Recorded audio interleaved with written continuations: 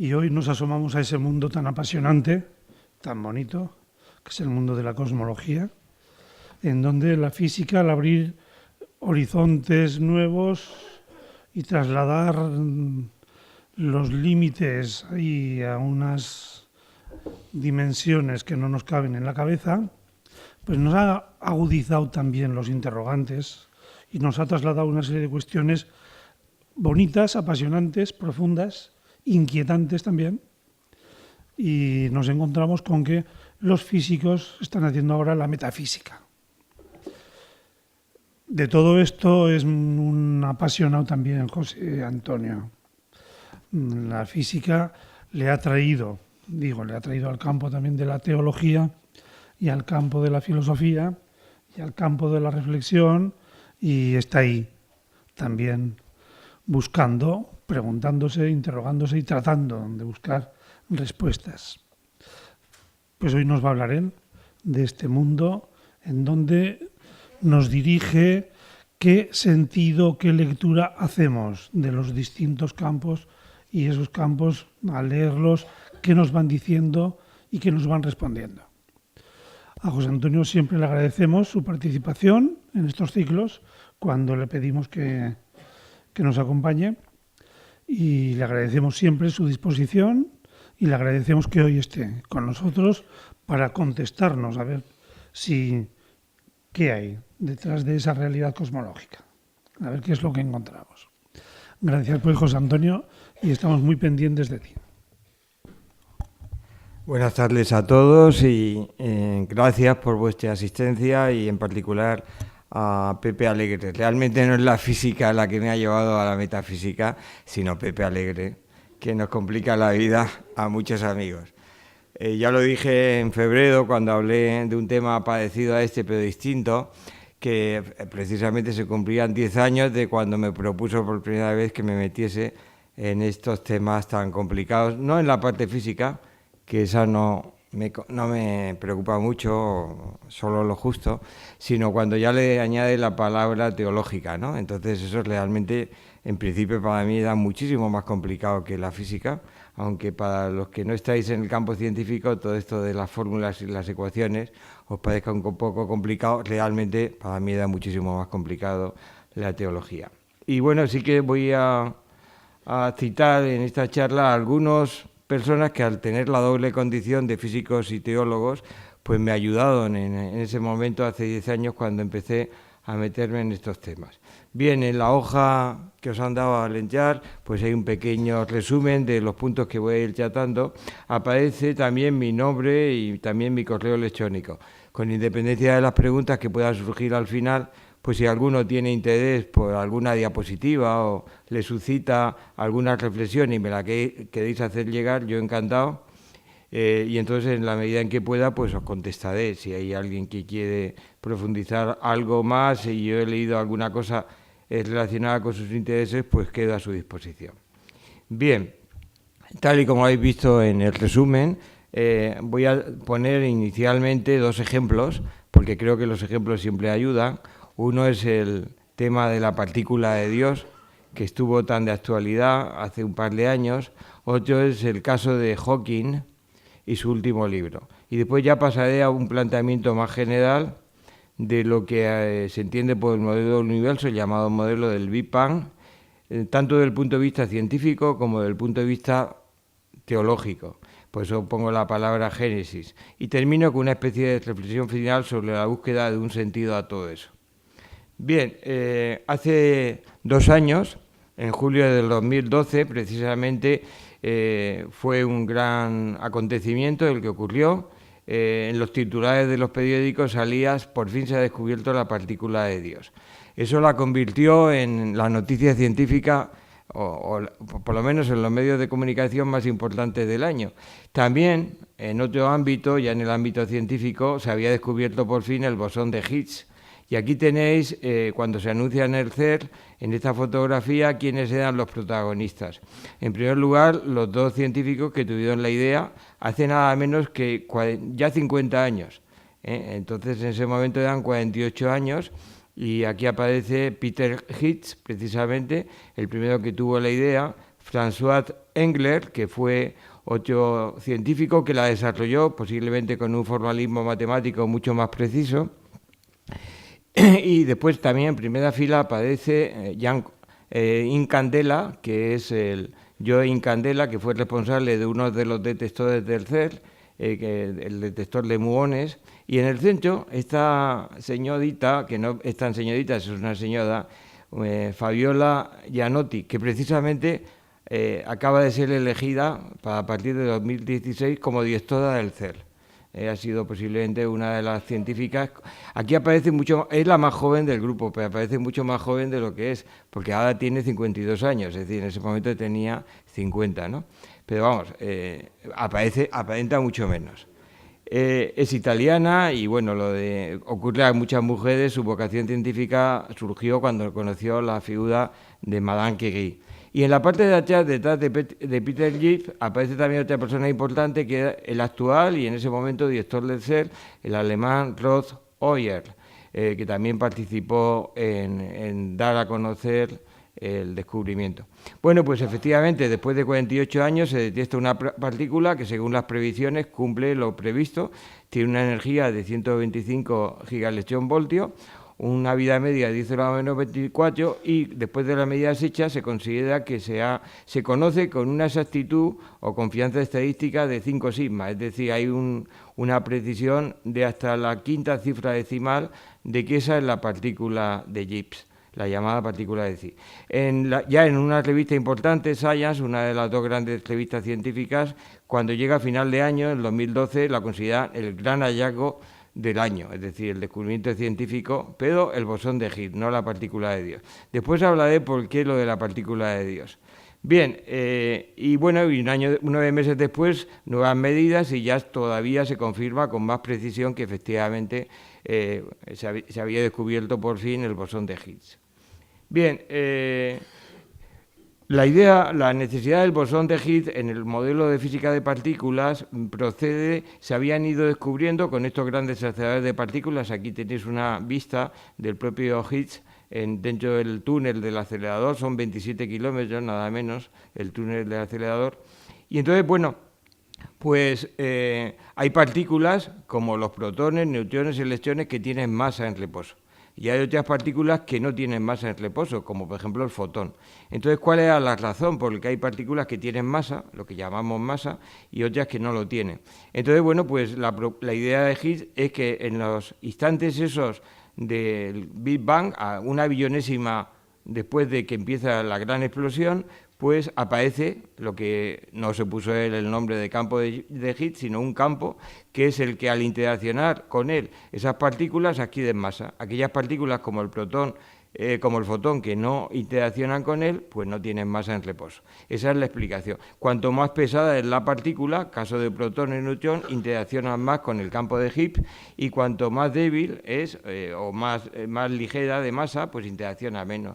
Se compara como por ejemplo pues una ballena que se mueve por el mar, pues se mueve más lentamente, interacciona más con el océano, mientras que una sardinilla o un pececillo pequeño pues interacciona menos. Eso es un poco, bueno, en aquel momento ahí tenéis, aquí es una referencia, cantidad de vídeos y explicaciones en Internet para intentar divulgar el descubrimiento, que era un descubrimiento importante, muy importante. Efectivamente, ese año no se precipitaron y no dieron el premio Nobel, pero al año siguiente, el 2013, pues recibieron el premio Nobel de Física. También han recibido el premio Príncipe de Asturias. En ese caso incorporaron también, en el caso del Príncipe de Asturias, a los responsables del CERN, porque efectivamente sin esta máquina tan poderosa no hubiese sido posible. Aquí tenéis, cerca de Ginebra, el gran anillo que supone el CERN, nada menos que 27 kilómetros. Esto ha costado 10 años llevarlo a cabo, han colaborado 10.000 científicos de 100 países distintos y es un túnel que está a 175 metros de profundidad y cuyo coste, 2.200 millones de euros, ya supongo que la mayoría de nosotros a partir de 1 millón o 2 millones de euros ya empezamos a perdernos, pero para llegar a 2.200 millones, pues equivale aproximadamente a 200 kilómetros de AVE. Es decir, hacer una línea de AVE de 200 kilómetros sería el coste equivalente a lo que ha supuesto el mayor laboratorio científico del mundo. No hay un laboratorio de estas dimensiones. Este es uno de los detectores que cuando se aceleran los protones en ese acelerador detectan cuando chocan, interaccionan entre sí, detectan lo que ahí pasa e intentan, y lo han logrado, detectar la presencia del famoso bosón de Higgs. Este es el que ha hecho precisamente, el responsable era este científico Joe Incandela, que está en la primera fotografía. Y aquí tenéis el juguete de la que fue responsable Fabiola, nada menos que el Atlas, el mayor electroimán del mundo. Es aproximadamente sus dimensiones, 25 metros de alto por 45 metros, pues una tercera piedra básica del Pilar, vamos.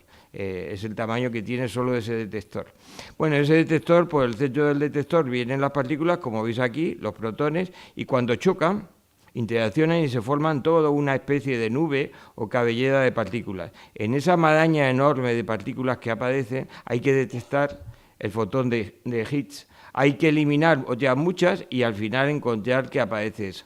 ¿Por qué fue necesario esto? Porque la energía para que apareciese el fotón de Higgs era enorme y entonces solo con un acelerador como el que aquí acabamos de explicar o exponer un poquito, era posible que se pusiese manifiesto esa partícula y solo a esas grandes energías es posible. Y aquí tienes precisamente el detector cuya responsabilidad estuvo bajo las órdenes y sigue de Fabiola. Bien, ¿todo esto para qué sirve? Pues para muchas cosas. Como ya sabéis, la física de partículas, en particular el CERN en Ginebra, ha permitido desarrollar todo el protocolo de comunicaciones de Internet. Daos cuenta que aquí hay millones de sucesos que hay que detectar en cantidad de detectores que están aquí. Esto es una persona, eso que veis ahí pequeñito es una persona.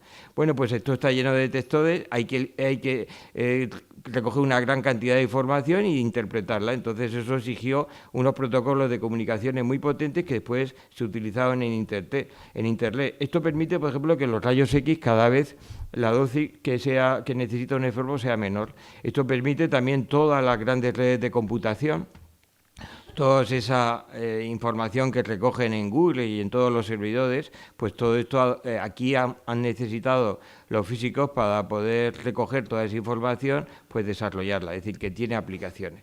¿Y por qué lo de la partícula de Dios? Bueno, pues todo fue porque en el año 1993 un físico de partículas experimental norteamericano, Leon Lederman, de origen judío, su padre era ruso, de los rusos que se fueron emigraron a Estados Unidos, pues tuvo la idea, para defender la importancia de la física de partículas, de escribir un libro que yo he tenido ocasión de... Yo lo había ojeado, pero lo he leído con motivo de esta charla y me lo he pasado muy bien, porque realmente hace una historia de la física enormemente divertida. Entonces, el título del libro que él había pensado era no la partícula de Dios, sino The Goddamn Particle, es decir, la partícula maldita. Pues ¿por qué? Porque llevaban ya entonces mucho tiempo intentando descubrirla, ya se sabía, estaba predicha desde hacía ya, pues en aquel momento casi 20 y tantos años, y no lo lograban. Y entonces, además, le puso un título, él tiene una gran sensibilidad por la divulgación científica, pues muy divertido.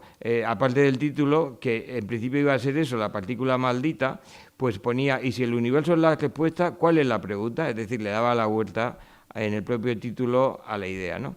Y bueno, el editor del libro dijo, poniendo un título como La partícula maldita, no vamos a vender ni un ejemplar. Entonces fue el editor el que le propuso, cámbialo y pon la partícula de Dios. No, realmente no es la partícula de Dios, sino la partícula divina.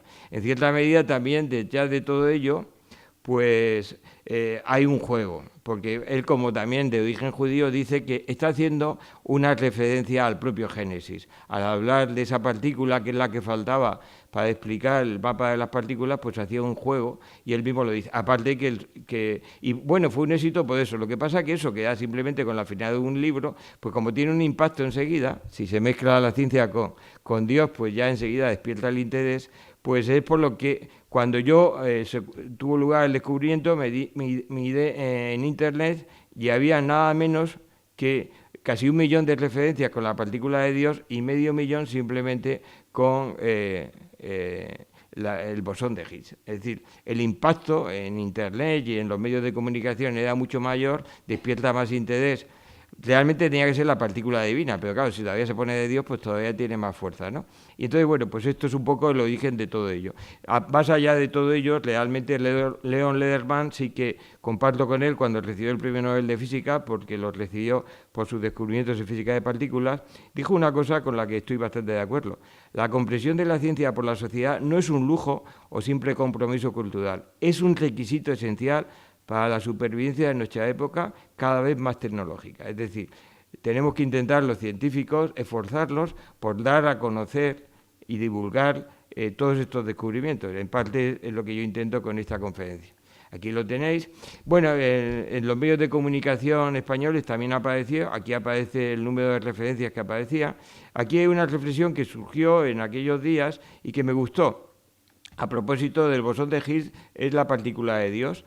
Detrás de cada científico hay un hombre que busca saber, y en las preguntas que hace a la naturaleza hay una pregunta implícita sobre sí mismo y sobre Dios. ¿Quién ha creado las leyes de la naturaleza que la ciencia descubre? La ciencia no puede explicarse a sí misma. Esa reflexión, de las muchísimas que surgieron en aquellos días, pues me gustó y la guardé, y después ya con motivo de esta conferencia pues pensé que era apropiada terminar con ella. Bien, anteriormente a este descubrimiento de hace 2 años, hace 4 años, todavía tuvo mayor impacto científico el último libro de Hawking, El Gran Diseño. El titular de la prensa, Dios no creó el universo, asegura Hawking. Bueno, después ya cuando te lees el libro y sobre todo el primer capítulo, dice, para justificar ya, lo matiza un poco mejor. Dado que existe una ley como la de la gravedad, el universo pudo crearse de la nada. La creación espontánea es la razón de que haya algo en lugar de nada.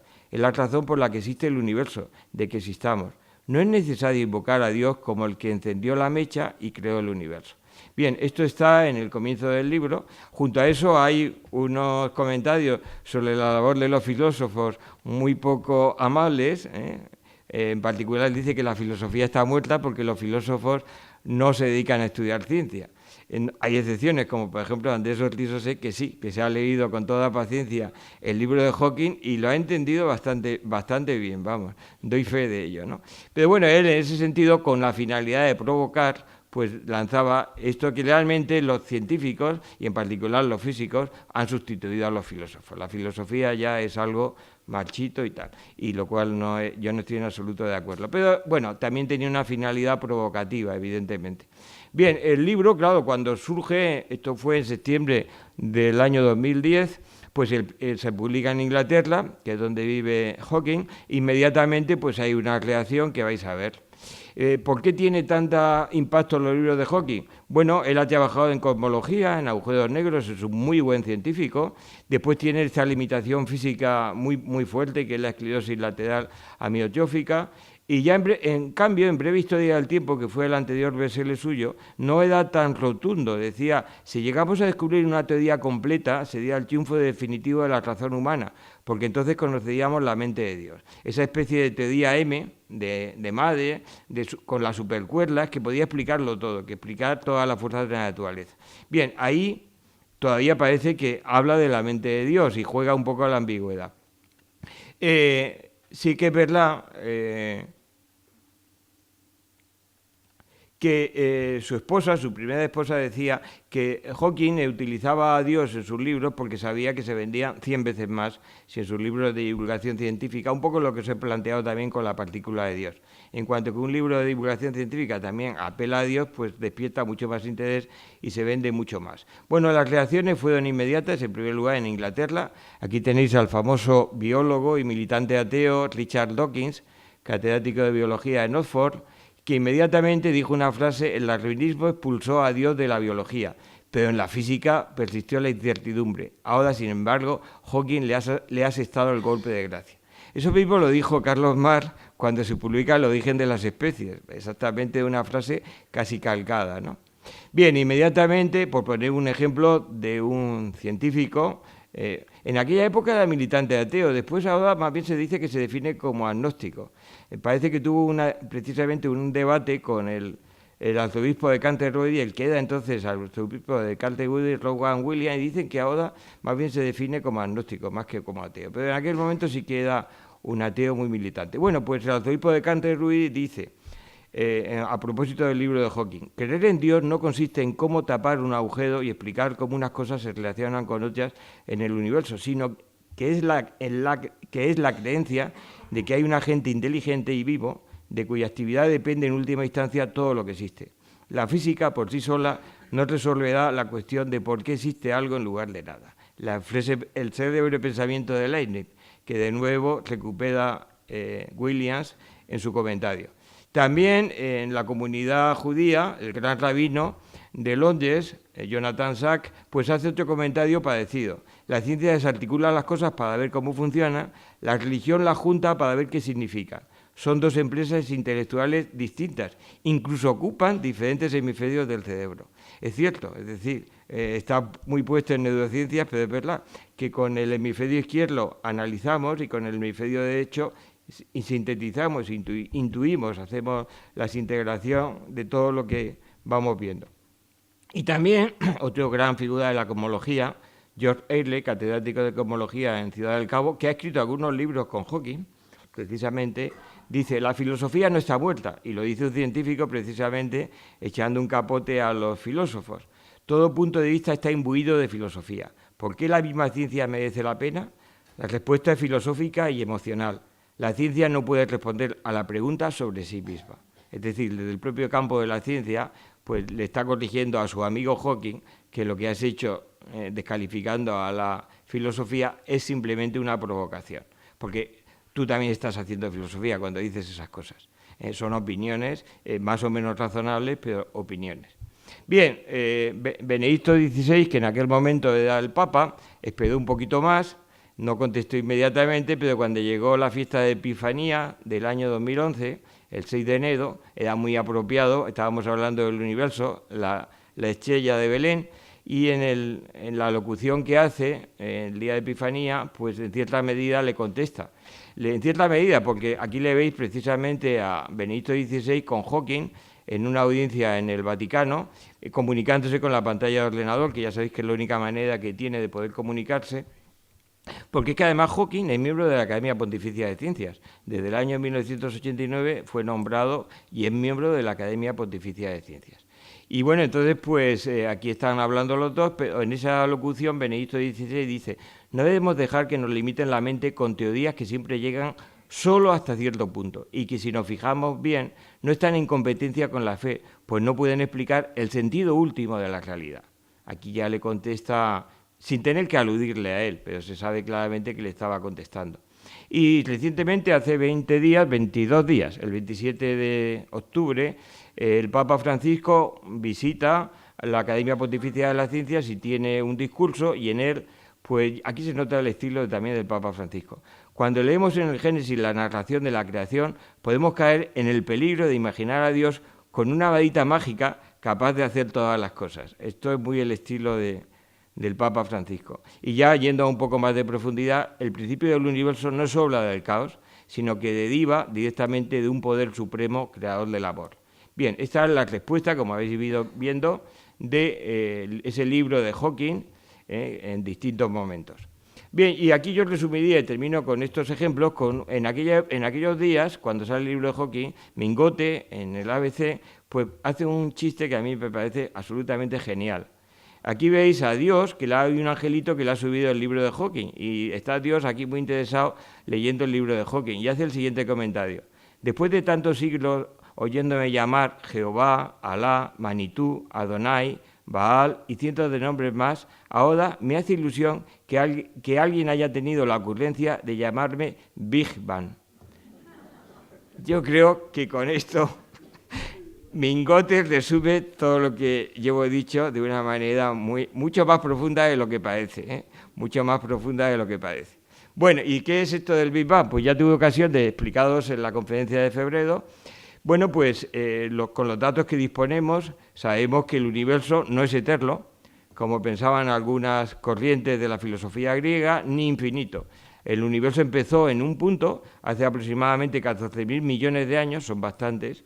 Ese punto se produjo una enorme explosión, de ahí viene la palabra en inglés, Big Bang, gran explosión. Hubo una gran expansión inicial. El universo estuvo muy enormemente caliente durante 400.000 años. Y llega un momento que al expandirse se enfría, se forman finalmente ya los átomos de hidrógeno y de helio y se separa la luz de la materia. Y aparece un resplandor, una imagen que afortunadamente todavía podemos seguir viendo, que es esa imagen del Big Bang, que está en la longitud de onda actualmente del microondas. Desde ese punto inicial se ha ido expandiendo, ya veis viendo que cada vez va siendo más grande y nosotros estamos ahora en este momento. Bueno, pues aquí detrás de todo esto hay 100 años de descubrimientos científicos, tanto experimentales como teóricos, que ya tuve ocasión de explicar en la conferencia de febrero. Creo que la podéis consultar en Internet y no insisto más en ello. Esto es lo que resume en ese gran proceso, pues tuvimos que esperar hasta que apareciese el sistema solar casi 10.000 millones de años, entre otras cosas porque no existían todavía los átomos que forman nuestro cuerpo. Sí que existían ya aquellos protones, neutrones y electrones que en esas millonésimas de segundo iniciales se formaron y adquirieron la masa, esta que os he dicho. Por eso es por lo que se investiga en todo esto. Cuando se busca el bosón de Higgs, estamos acercándonos a las condiciones que tuvo el universo en ese millonésimas de segundo iniciales. Y ahí ya sí que aparecieron los protones, electrones y neutrones que nosotros tenemos en nuestro cuerpo. Pero todavía no habían formado los átomos de carbono, oxígeno, nitrógeno, que eso se ha formado 10.000 millones de años después en una supernova de nuestra galaxia, de la Vía Láctea, que terminó su vida y en la gran explosión final que tuvo se produjo la formación de esos átomos. De esas cenizas, de la expansión de esas cenizas, justo cuando se estaba formando el Sol, pues se forma el Sol y la energía gravitatoria del Sol recoge esas cenizas para formar los planetas, y ahí donde después, hace aproximadamente 3.700 millones de años, pasa algo sorprendente, que es la aparición de la vida. La vida se va desarrollando en un proceso de evolución y hace apenas 200.000 años, que eso no es nada, pues aparecemos nosotros. La vida se va desarrollando y aparecemos nosotros finalmente. Bien, pues esto es este modelo del universo. Bien, detrás de todo esto, ¿qué piensan los científicos? Pues hay tres posturas sobre todo esto.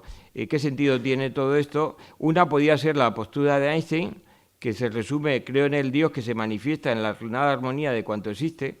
Esto le contestó porque le preguntó un rabino si él era ateo o si era panteísta, y entonces él contesta que creo en el Dios que se manifiesta en la ordenada armonía de cuanto existe. Es decir, un universo que funciona con fórmulas matemáticas. Él piensa que de ahí, detrás de todo eso, hay una inteligencia.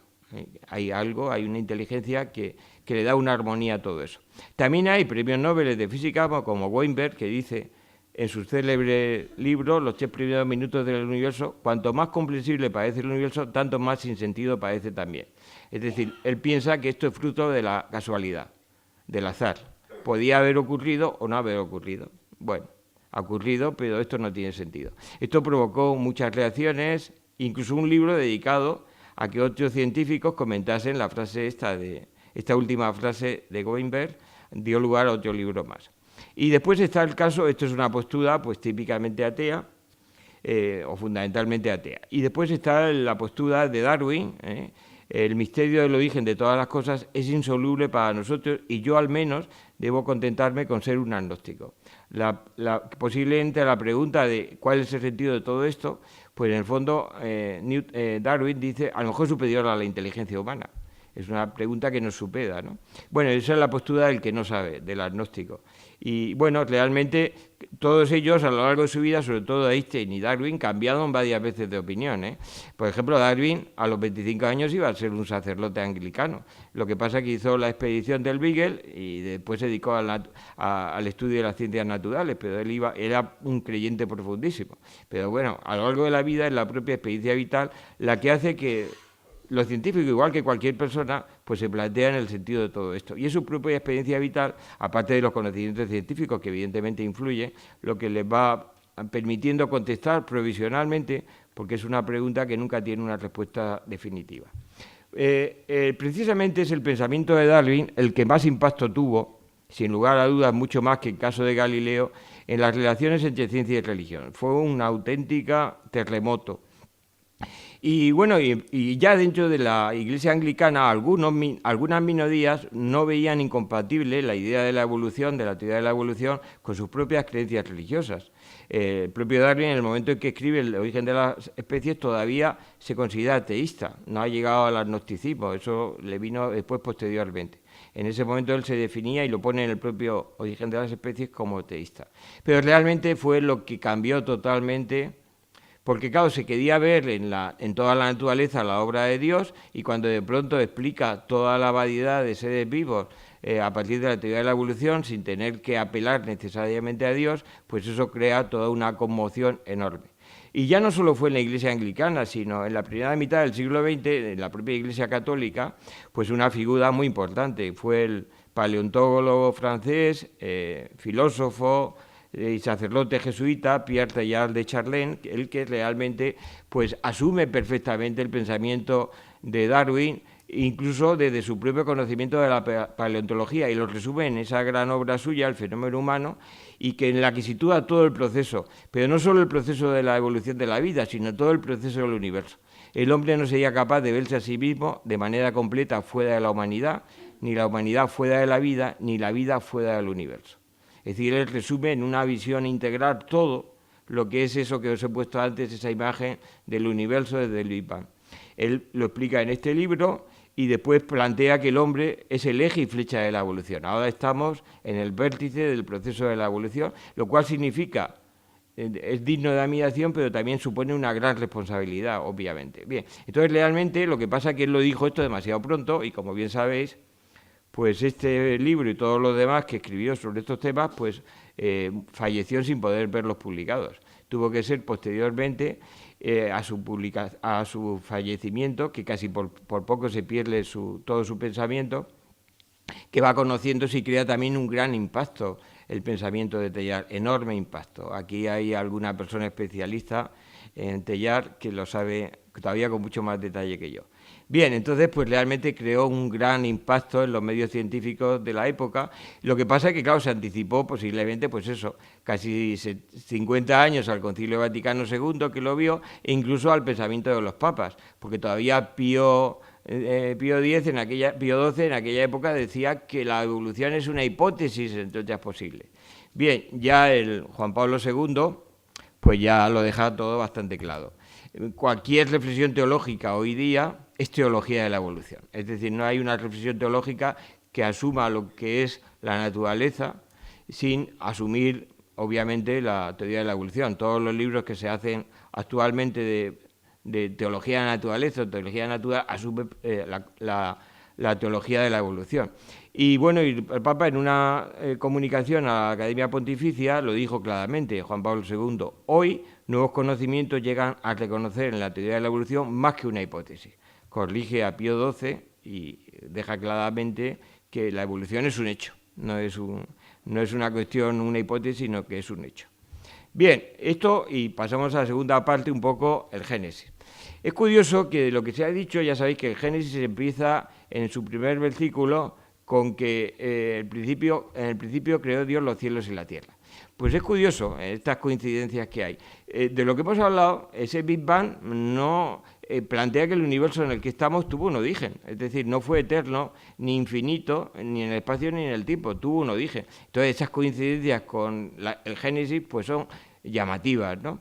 También es llamativo el tercer versículo, dijo Dios hágase la luz y la luz se hizo. Es decir, esa coincidencia con la radiación de microondas, que no tiene lugar inicialmente, sino después, 400.000 años, y que, como pone en el segundo versículo, la tierra estaba sumida, la faz del abismo, por las nieblas y las tinieblas y tal y que cual, y de pronto dijo Dios hágase la luz y la luz se hizo. Pues es curioso estas coincidencias. Estas coincidencias hacen que una gran figura del astrofísica norteamericano, una de las grandes figuras de la astrofísica en el siglo XX, desde una postura agnóstica, dice, en este libro que es muy divertido, Dios y los astrónomos, es muy interesante y a su vez muy divertido, dice, desde una postura agnóstica, para el científico que ha basado su vida en la fe del poder de la razón, la historia acaba como el despertar de una pesadilla. Ha escalado las montañas más altas y cuando llega a la cima es recibido por un grupo de teólogos que estaban allí sentados desde hace siglos. Es decir, que al final, después de todos los grandes descubrimientos de astrofísica, hay esas coincidencias, que no dejan de ser coincidencias, no y no quiero ir más allá de ello, pues incluso de una postura agnóstica, pues le hace sonreír. Las grandes intuiciones del Génesis, o algunas de ellas, obviamente no todas, pues, acordado de lo que acaba de decir el Papa Francisco, que Dios no era un mago con una vadita que iba creando las plantas y tal, que ojo, que esa es una visión infantil, pero en lo más básico, pues sí que hay unas coincidencias que desde una postura agnóstica le sorprende a este científico. Bien, esto tiene que ver con otra cuestión que ha dado y que da mucho debate, que es la idea del diseño inteligente. El libro de Hawking iba también con una finalidad de criticar a los defensores del llamado diseño inteligente, que quieren, a partir de ver todo este diseño del universo, pues eso, demostrar, obviamente, o intentar demostrar la existencia de Dios. Efectivamente, la idea del diseño pues ya viene en Santo Tomás de Aquino, aquello que habla del barco cuyas piezas se van ensamblando. Que cuando contemplaron la naturaleza parece que es un barco que están todas las piezas y se van ensamblando pues por la armonía que tiene toda la naturaleza. Esa idea después ha sido actualizada, fue mucho más desarrollada por Newton, y Newton, aparte de sus grandes aportaciones científicas, cuando se plantea en todo su modelo de la mecánica, pues también llega a lo mismo, es decir, él ve que este bellísimo sistema del Sol, los planetas y cometas, solo podía proceder del consejo y dominio de un ser inteligente y poderoso. Detrás de ello ve también una voluntad creadora que hay detrás de todo ello. Eso lo dice en su gran libro, en los Principios, en el gran libro de las leyes de la mecánica y de la gravitación universal. Es decir, que esa idea estaba implícita en muchos científicos. Y también, incluso lo dice un físico teórico, sacerdote jesuita, que de alguna manera esta palabra de diseño, que en inglés design tiene un doble sentido de diseño y designio, en español sí que distinguimos las dos, pero allí tiene la doble finalidad, de alguna manera estaba implícito, y él es también sacerdote, en el comienzo igual que el comienzo de Génesis, en el principio Dios creó, pues en el comienzo del Evangelio de San Juan, al principio ya existía la palabra, todo se hizo por la palabra, y sin la palabra no se hizo nada. Ahí que ya sabéis que la palabra, cuando yo era pequeñito, era el verbo, y si nos vamos al griego es el logos. En logos hay todo un plan, toda una voluntad creadora, todo un pensamiento articulado. No es solo la palabra, no solo es el verbo, es todo ello lo que por ahí significa. Y por ahí va el tema del diseño. Lo que pasa es que el diseño, o el diseño inteligente, para mí, obviamente, es una idea filosófica. No se puede demostrar científicamente, está dentro del ámbito de la filosofía, también del ámbito de la religión, pero no en el ámbito científico. Por eso es por lo que también Hawking jugaba con la palabra en el título de su libro. Bien, y aquí hay un tema importante que es, en todo ese modelo del universo, ¿qué pasa con el mal? El mal es el gran problema, porque claro, si el universo es fruto de una voluntad creadora, de un Dios, pues entonces, ¿qué pasa? ¿Cómo ha permitido que haya un universo donde existe el mal? Entonces, claro, una gran figura de la física teórica, John Polkinghorne, catedrático de física teórica en Cambridge, que a los 50 años decide hacerse sacerdote anglicano, pues es una de las grandes figuras en estos temas, en el mundo anglosajón, en el diálogo entre ciencia y religión. Pues plantea en varios de sus libros que hay que distinguir el mal físico. El mal físico es simplemente el cumplimiento de las leyes de la naturaleza. Pues cuando una persona pues coge una enfermedad, pues hay un microbio que le ha afectado, su sistema inmunológico no ha sabido responder, pues eso es simplemente las leyes de la naturaleza. En ese sentido no hay que ver detrás de todo ello una voluntad ni un castigo, una voluntad superior ni un castigo. Y después está también el mal modal, es decir, la libertad humana. Aquí ha habido algo importante, y es que el ser humano, aunque no somos tan libres como creemos, pero creo que sí que tenemos algo de libertad, pues claro, podemos elegir entre el bien y el mal. Entonces, claro, él dice que realmente hay que respetar esas limitaciones, que el universo se comporta con las leyes naturales y que el ser humano tiene libertad. Tiene una cierta libertad, yo matizaría. Entonces, bueno, es lo que dice que Dios, en el momento en que establece las leyes del universo, le da autonomía para poder realizarse siguiendo dichas leyes. Eso mismo lo decía hace 20 días el Papa Francisco en su alocución a la Academia Pontificia, prácticamente lo mismo que estáis leyendo aquí de Polkinghorne. Y esto, desde el punto de vista teológico, es lo que llaman la kenosis. La kenosis es, que viene de una de las epístolas de San Pablo, la autolimitación, es decir, suponiendo que Dios existe, pues Dios crea un universo con unas leyes y lo que no hace es saltarse las leyes a la toeda, por decirlo de alguna manera. Permite que ese universo se vaya haciendo con esas propias leyes. Es lo que estaba planteando, lo cual significa una autolimitación en la actuación de Dios. También esa kenosis se aplica a la figura de Jesús. Este teólogo australiano, Dennis Edwards, lo que llama la segunda kenosis, se refiere al Hijo de Dios que se hace hombre. Entonces, realmente, lo que ocurre con el misterio de Jesús es que Jesús descubre el misterio de Dios en el fondo de sí mismo. Lo que tiene Jesús es una experiencia del misterio de Dios en el fondo de él muy profunda, enormemente profunda. Y también descubre el misterio de Dios en los demás seres humanos. Y también lo descubre en toda la creación.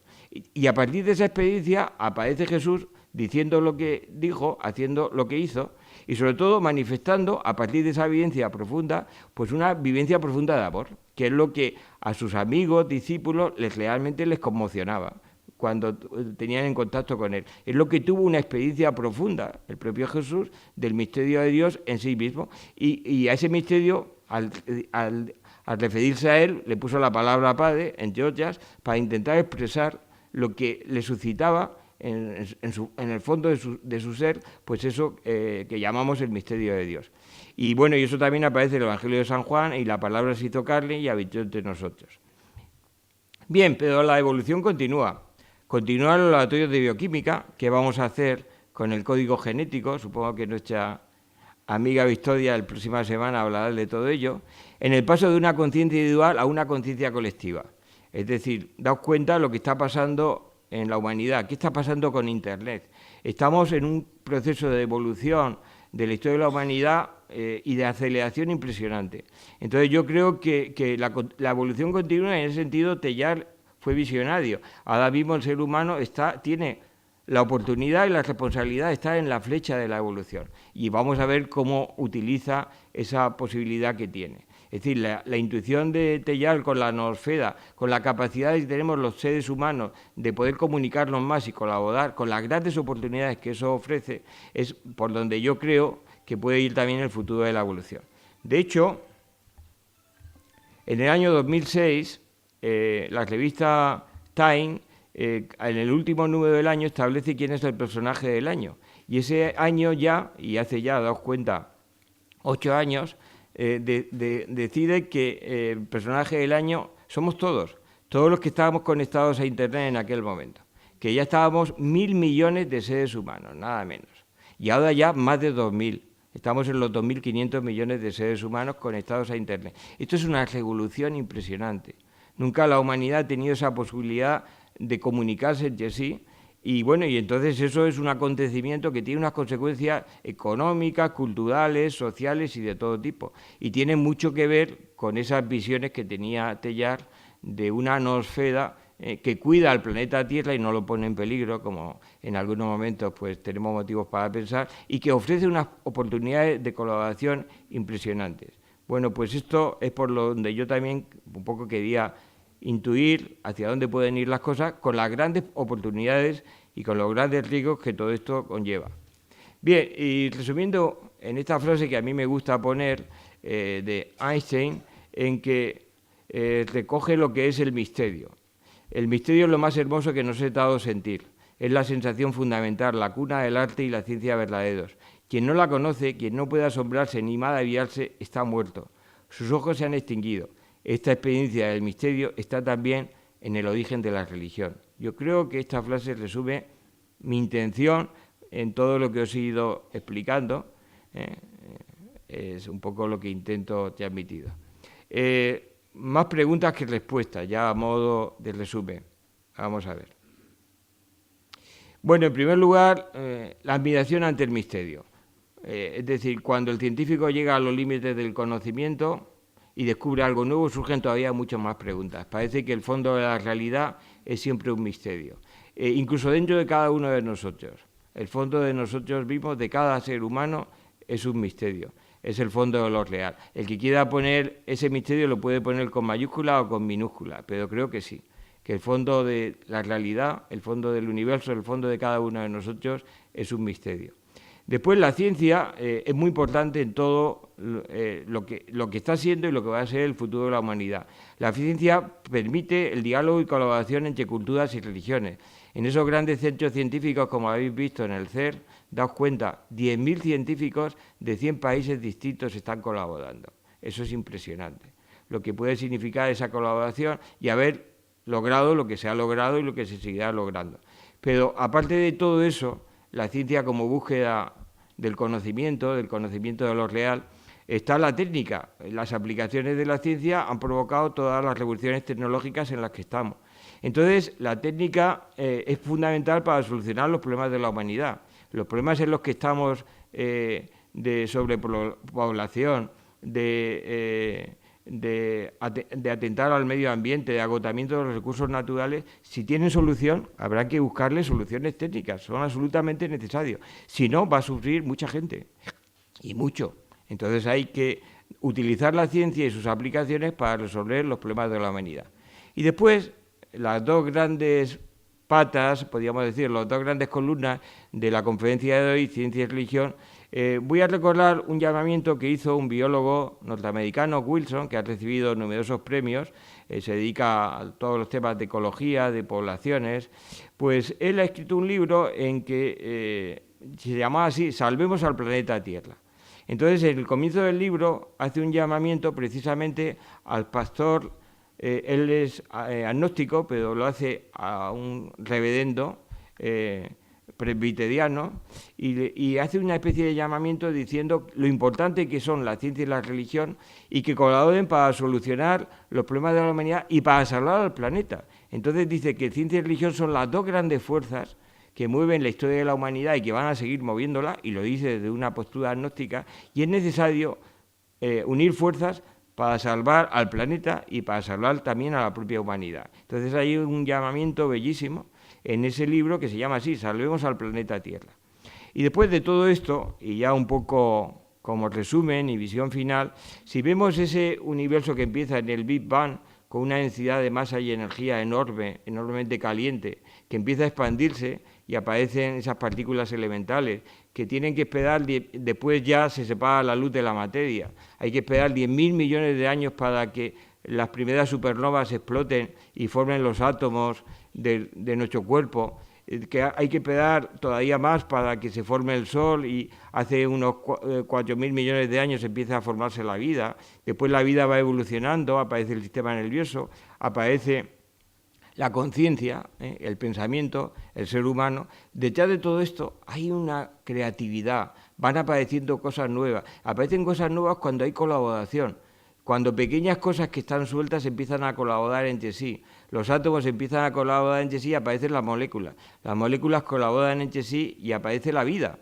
La vida, que durante 2.000 millones de años se hacía unicelular, en el momento en que son capaces de unirse las células y formar un ser pluricelular, aparecen cantidad de cosas. Aparece la sensibilidad, aparece el sistema nervioso. Yo creo que la humanidad en este momento, con lo que está suponiendo el desarrollo tecnológico, con el ejemplo que os he puesto en Internet, podíamos dar un salto, podíamos resolver los problemas que tiene el planeta, si somos capaces de colaborar más. Entonces, esa creatividad que yo veo en todo el proceso, yo la sintetizo en la capacidad de amar que tiene el ser humano. Yo creo que desde esa capacidad de amor, que es lo más genuino del ser humano, es desde donde seremos capaces de ir con grandes dificultades resolviendo los problemas de la humanidad. Y eso es lo que os quería decir, y os agradezco la atención con lo que me habéis escuchado.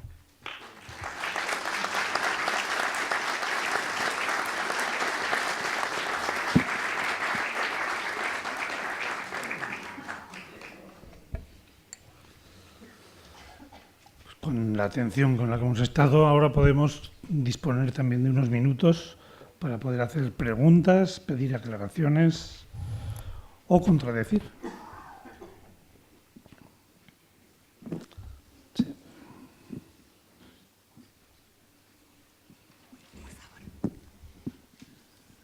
Muchas gracias, señor Rojo. Es un tema fascinante y es un tema imponente como lo es el ponente.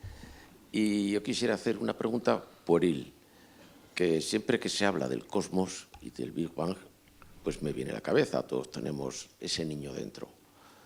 Su exposición, perfecta, pero ¿y antes del Big Bang? ¿Qué? Yo he oído muchas versiones, muy pintorescas algunas de ellas, pero ¿cuál es su opinión? Bien, vamos a ver. No se sabe y va a ser difícil que se pueda saber, lo explico. ¿Por qué empieza? ¿Por qué empieza esto, no? Entonces, realmente, bueno, pues este universo que aparece aquí en ese primer puntito, que aparece ahí en ese punto, bueno, según la física teórica, es una especie de fluctuación cuántica del vacío. A ver si lo explico. Pero el vacío cuántico, es decir, que ya existe una realidad, lo que son un espacio-tiempo y lo que ya se pueden aplicar las leyes de la física cuántica, obviamente. Es decir, cuando se crea eso, si yo no tengo dinero y le pido a alguien que me preste 1.000 euros, yo tengo una deuda de 1.000 euros. En ese sentido. Entonces sigo teniendo cedo, porque como debo 1.000 euros sigo igual. Pero yo con esos 1.000 euros puedo empezar a hacer cosas. Pues es algo parecido. Así me explico. La fuerza de la gravedad es una energía negativa. Entonces esa energía negativa es capaz de crear una energía positiva, que es todo lo demás, la materia. La suma, cedo. Entonces esa es un poco la idea de la física cuántica, de cómo se puede crear, no de la nada, como decía Hawking, indebidamente, porque cuando Hawking dice que el universo se pudo crear de la nada y la ley de la física no es de la nada, nada es un concepto filosófico. Lo que podemos hablar los físicos es del vacío cuántico, si es posible, que a partir de una energía positiva se puede crear una energía negativa y el total es cero. Y la energía gravitatoria es una energía negativa, una fluctuación cuántica. Pero según las propias leyes de esa física cuántica, se ha podido crear ese universo con esas leyes y con esas dimensiones, el espacio y el tiempo, o se podían haber creado otros universos, y de hecho hay la teoría de los multiversos, con otras dimensiones y con esos otros universos que pueden existir teóricamente, también teóricamente se demuestra que no nos podemos comunicar. Entonces, si antes de este universo hubiese habido otro, no tiene por qué ser semejante a este. Lo que sí se había pensado cuando se fue sabiendo todo esto es que si el universo estaba expandiendo, y esto ha pasado durante todo el siglo XX, esa frase de Hasbro cuando dice que cuando llego a la cima me encuentro ahí a los teólogos que estaban allí sentados esperando desde hace siglos, pues lo que hay detrás de todo esto es que durante todo el siglo XX esa energía de expansión del universo se pensaba que podía llegar un momento en que se detenía. Es decir, cuando nosotros tiramos una pelota, sube. Si le das más velocidad, sube, pero al final se detiene. ¿Por qué? Porque la energía cinética se va convirtiendo en potencial y se detiene y vuelve a caer. Bueno, pues entonces existía durante todo el siglo XX la duda de si la energía del universo era suficiente para expandirse. Llega un momento en que se detiene y otra vez a colapsarse, a unirse todo él por la fuerza de la gravedad. Un agujero negro, y otra vez vuelve a explotar, el mito del eterno retorno, expandirse y tal. Bueno, pues no, es decir, todas las cuentas que se han hecho es que ahora el universo tiene, ya se vio a finales del siglo XX, suficiente energía para seguir expandiéndose, no se va a detener la expansión, e incluso algo que no se explica, por eso digo la cantidad de cosas que según se sabe, todavía se sabe menos, y es que tiene energía suficiente, eso lo comenté en febrero, para seguir expandiéndose. Y entonces, ¿qué es lo que hace que el universo se siga expandiendo? Pues han tenido que pensar los físicos teóricos que hay una energía oscura, porque no sabemos qué es la que está tirando del universo como una fuerza antigravitatoria para seguir expandiéndose. Eso han hecho cuentas cuánto es, y es muchísimo más que todo el universo. Es decir, todo el universo es apenas un 5%, y toda la energía oscura es un 75%. Y además hay un 20% de materia oscura que tampoco sabemos qué es. Entonces, eso es lo que ya comenté en febrero, insisto ahora. Cuanto más se descubre, más preguntas surgen todavía más difíciles. Por eso digo que el fondo de lo real es un misterio, es realmente un misterio. Bueno, entonces no se puede hablar de lo que ocurrió antes, porque lo que nosotros podemos hablar es de este universo con estas leyes. Teóricamente es posible que hayan otros universos ahora mismo, pero no sabemos. Lo que sí está claro es que este universo no termina en un agujero negro. La idea de que el universo se expande, se detiene, un agujero negro otra vez vuelve a expandirse, pues eso sí que ha sido descartado. Este universo tiene energía suficiente para expandirse e incluso hay algo que llamamos energía oscura que está ahora actuando y que está acelerando la expansión. Y bueno, entonces por eso no se puede en términos científicos hablar de esto. En términos filosóficos y teológicos, lo que quieras, podemos hablar. Pero en términos científicos no. Lo que sí es curioso es que este universo no es eterno. Eso sí que también sorprende. Igual que en el Génesis ahí parece que hay un momento inicial de la creación, aquel sacerdote judío que cuando va a Babilonia escucha porque estos relatos de Génesis estaban ya en Babilonia y les da forma, etcétera, de acuerdo con el pueblo judío, pues hay una intuición que sí que coincide, por eso lo decía el astrofísico norteamericano, con los hechos, es decir, que tuvo un comienzo este universo, no ha sido eterno. El propio Newton pues también pensaba que el universo era eterno e infinito, y algunas corrientes de la filosofía griega también pensaban lo mismo, ¿no? Entonces, pues eso es lo que podemos decir. En términos científicos, este universo tiene estas leyes, pero podía tener otras. Y si no hubiese tenido las fuerzas que actúan, la de la gravedad y todo lo demás, no existiría este universo. Con un poquito menos de gravedad no se hubiesen formado los átomos que forman nuestro cuerpo y no existiría la vida. Y con un poquito más de gravedad ya estaría todo en un agujero negro. Es decir, es justa la necesaria para que pase lo que ha pasado. Eso tiene que ver con otra cosa filosófica que no he querido, que la tenía preparada pero que la he quitado, que es con lo que se llama el principio antiópico. Si tenemos un universo que ha sido capaz de crear al ser humano y si era necesario que realmente apareciese o no el ser humano. Si eso lo da una posibilidad, o en el propio diseño del universo estaba la idea de que al final apareciese seres inteligentes como nosotros. Relativamente inteligentes, no hay que exagerar, relativamente inteligentes. Fantástica respuesta. Eso es otra conferencia, el principio antiópico es otra conferencia. Pues fantástica respuesta a una pregunta pueril que he dicho. Ahora tengo una un poco más trascendente que hace referencia al título de la charla. ¿Quién dirige la realidad cosmológica realmente? Yo pienso que usted, como hombre de ciencia universitario, habrá diseñado muchas prácticas para sus alumnos. Prácticas sencillas del plano inclinado, del péndulo, prácticas más complejas de radiaciones, etc. Pero usted las diseña y se las deja a sus alumnos para que jueguen con ellas y descubran las leyes de la naturaleza. Pero no dirige la práctica, son los alumnos. Entonces, a lo mejor esto suena un poco a herejía, pero es mi opinión. Y en un foro de opinión, pues lo suelto y me quedo tan tranquilo. Sería muy aburrido si estuviéramos todos de acuerdo. Yo sí, como creyente, veo la mano de un Dios creador, pero no director de la naturaleza. Lo de la varita mágica, no me lo imagino así. Ya lo ha dicho el Papa, que de varita mágica nada. Así es, así es. Es decir, lo que ha dicho también Paul Kinghorn, que es un universo cuyas propias leyes permiten que vaya evolucionando como evoluciona. Exacto. O sea, que quien dirige la realidad cosmológica... Pero que detrás de todo ello puede haber una voluntad creadora y que además ese misterio no solo lo vemos, para mí, no solo lo vemos en el universo, sino dentro de nosotros mismos. Yo creo que ahí es donde hay que buscar el misterio, dentro de nosotros mismos. Lo que le pasó a Jesús, lo que le pasó a Moisés, lo que le pasó a Buda, esa experiencia profunda está dentro de es una posibilidad que tenemos todos los seres humanos. Esa experiencia profunda de encontrarnos con el misterio.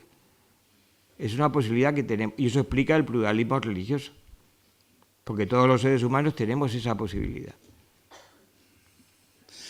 Quiero hacerle una pregunta que me parece que yo la he entendido mal y por eso quiero que me la explique. ¿Hay previamente una kenosis inherente a Dios? Aquí está la dificultad. Previo a la segunda kenosis, por decirlo de alguna manera, que también lo ha referido, podemos decir es un poco ad extra y que la describe San Pablo en Filipenses 2, 6, 11. Así es. Sí, bueno, yo vuelvo a repetir, yo que iba a saber de la kenosis hace 10 años. Cuando Pepe me mete en estos líos, pues ya tuve que enterarme y leer a Filipenses y todas esas historias, ¿no? Bien, lo que estamos hablando, y tiene que ver con la pregunta anterior, es que los datos constatan que hay un universo con unas leyes que permiten que se vaya haciendo por sí mismo. Entonces, lo que pasa es que detrás de todo esto se puede pensar que hay una voluntad creadora, pero claro, el que Dios se autolimite también resuelve el problema del mal, porque es que si no, a Dios le estamos echando la culpa de haber cogido un catarro. ¿Cómo has permitido que yo coja una gripe o otras enfermedades mucho más serias, ¿no? Entonces, eso es consecuencia de las leyes de la naturaleza. Y se ha descubierto los microbios, etcétera. Es decir, y lo mismo que hay otra limitación de Dios, que es la libertad humana. Es decir, no somos tan libres como que queremos, pero tenemos alguna libertad. Yo creo que estamos muy condicionados por nuestra educación, por nuestros genes, por nuestro ambiente, pero a pesar de todo tenemos una capacidad de decidir. Y eso también limita, eso es ya limitación de Dios. Y entonces, en ese sentido, eso es como se resuelve. El propio Papa, que os invito a que leáis la locución de hace 20 días, pues lo dice, la responsabilidad del ser humano, con su inteligencia, de comprometerse con los demás seres humanos, ¿no? Entonces, yo creo que el acercarse al misterio de Dios, vuelvo a repetir, está dentro de un buscar sentido a todo esto. O no buscarse, o no encontrárselo, que es el caso de Weinberg, que os he dicho antes. Weinberg cree que todo esto es fruto del azar y la casualidad, con una determinada ley. En cambio, Einstein pues considera que detrás de todo ello, un universo que funciona con leyes matemáticas, cree que hay una inteligencia. Él piensa que hay también Newton lo decía lo mismo, ¿no? Entonces, bueno, pues eso ya es una opción personal, en el sentido de que tu propia experiencia vital esté abierta o no al misterio de Dios. Porque a Dios nadie lo conoce. Cuando Moisés le pregunta allí en la zarza ardiente, ¿y tú quién eres? El otro, Dios le dice, yo soy el que soy. Y en el Evangelio de San Juan, nada menos, pues dice, a Dios nadie lo ha visto. Lo hemos conocido por su Hijo. Es decir, entonces el propio Jesús, ¿qué nos dice del misterio de Dios? De su experiencia profunda dentro de sí mismo y ve también en los demás y en la naturaleza, pues se encuentra con el misterio de Dios. ¿Y cómo balbucea ese misterio de Dios? ¿Con qué palabra? Llamándolo de Padre. Pero esa experiencia espiritual profunda que todos los seres humanos podemos tener se manifiesta en otras muchas religiones, y se manifestó en Buda, y se manifestó en Moisés, y se manifestó en Abraham, etcétera. Es una experiencia profunda porque el ser humano tiene una dimensión también espiritual, que yo en otra conferencia pues ya lo comenté, tiene también esa dimensión espiritual. Y esa dimensión espiritual es la que plantea el sentido de todo esto. Y eso no solo se contesta racionalmente, se contesta vivencialmente y con grandes dudas, no nos engañemos, porque las cosas que te van pasando en la vida pues te hacen que te hagas preguntas muy serias, sobre todo el tema ese del mal, de por qué ocurren las cosas que ocurren. Claro, esta kenosis también resuelve en parte el problema del mal, porque Dios no es todopoderoso. Dios, algunos dicen es impotente, porque realmente tiene esas limitaciones, ¿no? Y estoy hablando ya en términos teológicos. A mí lo que más me parece más importante es acercarnos al misterio desde una vivencia personal. Eso me parece mucho más importante. Abriéndonos a un ser personal o abriéndonos al propio misterio de todo lo que es. Pero que con la razón tenemos que llegar tan lejos como podamos. Con la luz de la razón es nuestra vocación como ser humano. Pero todo no se resuelve con la luz de la razón. También el corazón tiene razones que decía Pascal que la razón no tiene. O, como dice nuestro amigo Andrés Ortiz, sentido es lo que siente el corazón y consiente la razón. Aquí le tenéis, a mí me gusta mucho esa frase. Sentido, y de eso estamos hablando, es lo que siente el corazón y consiente la razón. En el fondo es amar. Tener sentido es vivir la vida desde una experiencia de amor.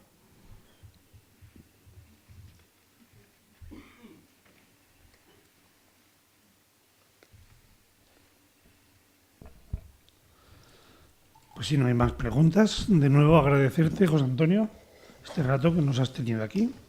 Lo hemos pasado muy bien. Siguen abriéndose interrogantes. Parecemos también nosotros en expansión como el universo. Y entonces nuestra cabeza sigue haciéndose preguntas y más preguntas. Pero eso es lo más interesante de todo, que nos abráis ventanas y nos abráis inquietudes. Gracias de nuevo. El próximo día seguimos con estas lecturas, aplicándolas entonces al mundo de la biología. ¿Quién dirige la evolución biológica? Pues hasta el próximo martes. Gracias a todos.